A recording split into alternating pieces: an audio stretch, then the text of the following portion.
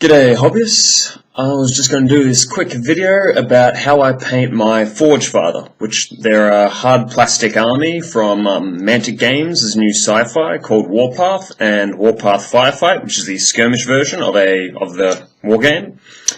Anyhow, this is going to be a quick instructional video where I talk about which colours, what techniques, and the colour scheme for how I paint these Forge Father, or Space Dwarfs, whatever you want to call them.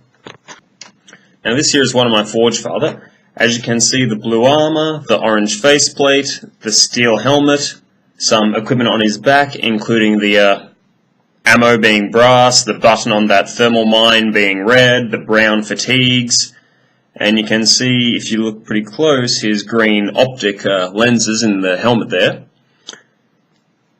Now, how I chose that particular scheme, it's a bit of a story. Orange is the complementary opposite of dark blue, this dark blue, so they contrast really nicely. And I like the sort of the strength and coldness conveyed by dark blue versus the sort of fiery orange, you know, like fire, anger, something that's suitably dwarfish. Whereas the green and the steel and brass, that all contrast nicely. It was like a spot color, but it's not too garish, too bright that it takes attention away from the other stuff, and it looks fairly gritty and realistic to me. Okay, here is one of my already painted Forge Father, and I used Rust-Oleum black spray to paint him, or spray paint him, and then I based the armor with Cantor blue and this big brush from Raphael brushes. Then I washed with a bit of Army Painter Dark Tone, again, this brush. Then I dry brushed LA Top Blue, this brush.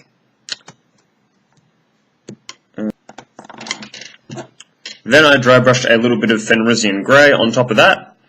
And that's all I did for the armor, just 4 processes, and it turned out pretty good.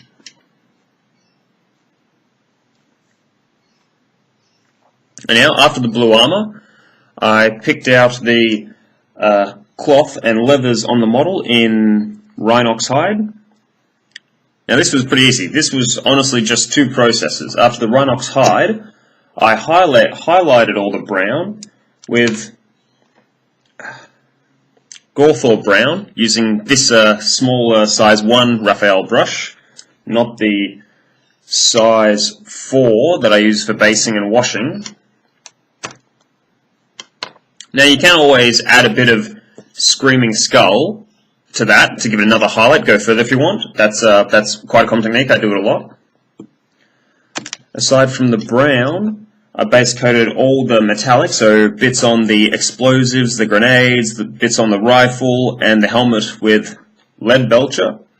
And then again, washing with the dark tone from Army Painter, and then a simple highlight with the Runefang Steel again, little brush. And then there's the orange, which I started off with a base coat of Mornfang Brown, so big brush. Then I mixed in Troll Slayer Orange, and by that point I was highlighting, so smaller brush. And then just Troll Slayer Orange highlighting. The skin was Bugman's Glow, which I sort of, depending on how big it was, I used either that, or I used this. And then I washed the skin with Flesh Shade. Rikon Flesh Shade. Again, big brush. Highlighted from Bugman's Glow with Cadian Flesh Tone, and then I mixed a bit of Screaming Skull for another highlight. Well, that's only for models that really had more flesh. Like some of my Forge Father, you can see their heads, so they have more highlights. It sticks out more. Honestly, just the one highlight with Cadian Flesh Tone is usually enough, especially for just the average guys. Okay. The black was just picked out again with Abaddon Black, then highlighted with the carefully edging and blending with the light grey. I didn't use the dark grey for the sort of, I didn't use that dark grey on the black because there's just not much contrast with it, and if you carefully blend and edge line your black, it'll look fine. Red was simply Corn Red base, and then I mixed Screaming Skull into that for the highlight to it. The brass was Balthazar Gold, Brown Wash, and then mixing a bit of silver into the Balthazar Gold for the highlight.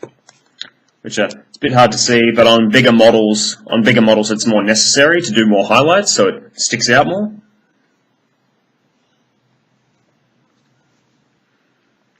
As for the eyes, the optics on this model, which you might have a bit of a hard time seeing, but just in the helmet you might be able to see that there's a little bit of green in there, and also the targeter on the end of his gun is also a green sort of bit. So that slender barrel on the top of the gun, that's actually the targeting system. So there's it's green on the end. It's a bit hard to see in the light, it's getting a bit close. But on some of the larger models, the larger scopes, the larger sights and binoculars, you can see more green, so more highlights. So Caliban, basing that, then mixing in Moot Green for the highlight, and then just Moot Green for the next highlight. And then white, you can mix this or just go straight for white for a little dot in the corner of the lens or optic or whatever. Usually just that and then highlighting with that was enough for the average guy.